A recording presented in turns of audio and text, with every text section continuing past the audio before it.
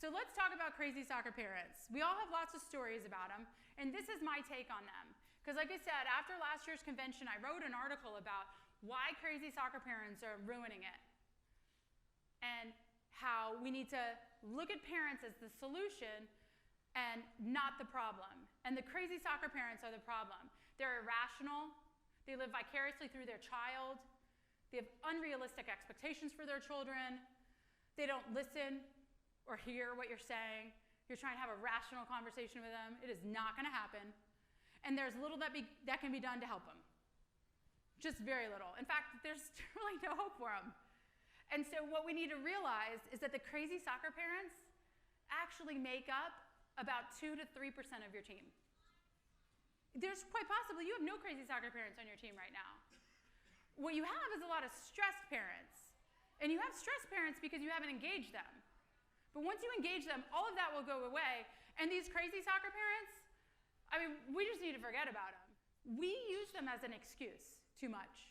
You know, my question to you is what's going to happen when we actually stop using the crazy soccer parent as an excuse?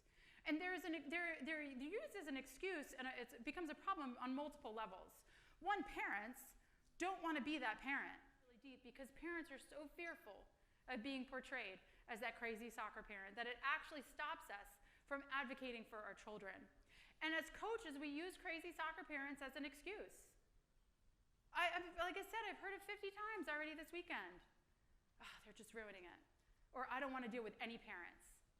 And that is never going to work. We're never going to see the change and the improvement that we want to see in the game if we're pushing parents away. So I know a lot of you are like, oh, geez, I already am doing so much. I can't spend my time engaging parents as well. But in fact, we're really just talking about a really small portion of engagement here. This is where it connects. And really, I think, depending on the age level, these concentric circles can shift a little bit. At the younger age, maybe you're engaging parents a little bit more. At the older age, maybe a little bit less. So it's not really a big part of our time. And what's going on right now is that this is why we have stress. Because we've pushed parents away and we haven't connected with them is where we have our stress. So let's talk about for a second what parents are stressed about so that we can then try to solve some of these problems. What do you think parents are stressed about? College, playing time, money. Like, can I afford this? Okay, yeah.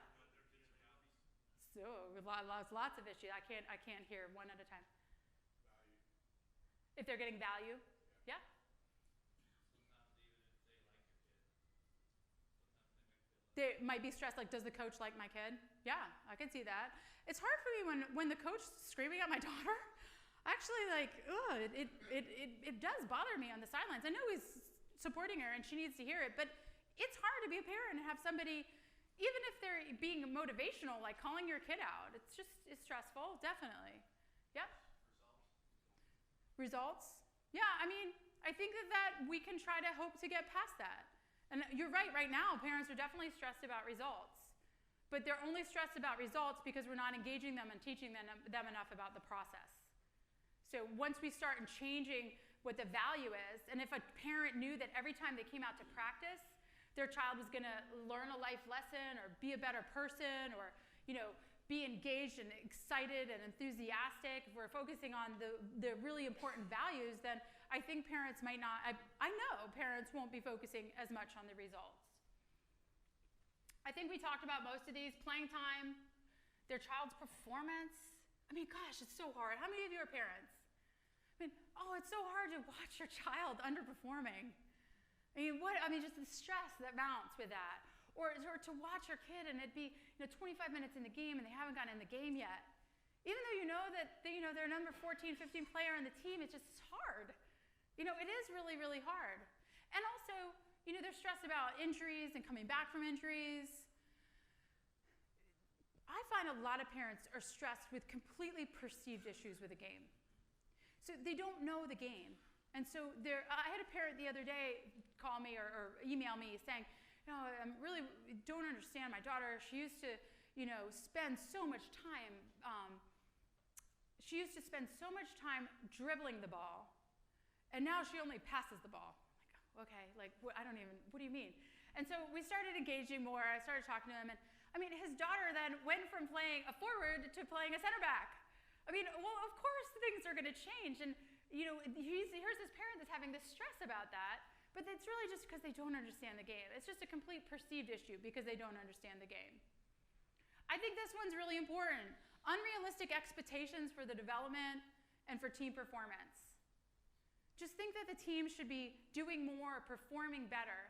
And again, that's just because we're focusing on the results too much. They're stressed about college placement and just the happiness, the contentment of their child. And these are all real stressors. I mean, these are all very significant things that as coaches, we need to look at this list and say, how can I engage my parents more on these specific issues so that these don't become so stressful to my child? I think the other thing that parents are stressed about is real issues. I started soccer. They're stressed about real issues with a club. They're stressed about real issues that they're having with their coaches, and they have nowhere to go. We're just assuming, we're pushing them off as if they're being crazy soccer parents. So we need to acknowledge this, and we need to jump full board into this. You know, I love this quote because, one, it's from an architect, and I feel like that's what we need to do right now is just like re-architect the way we're thinking about our clubs. But we have to go wholeheartedly into anything to achieve anything that's really worth having.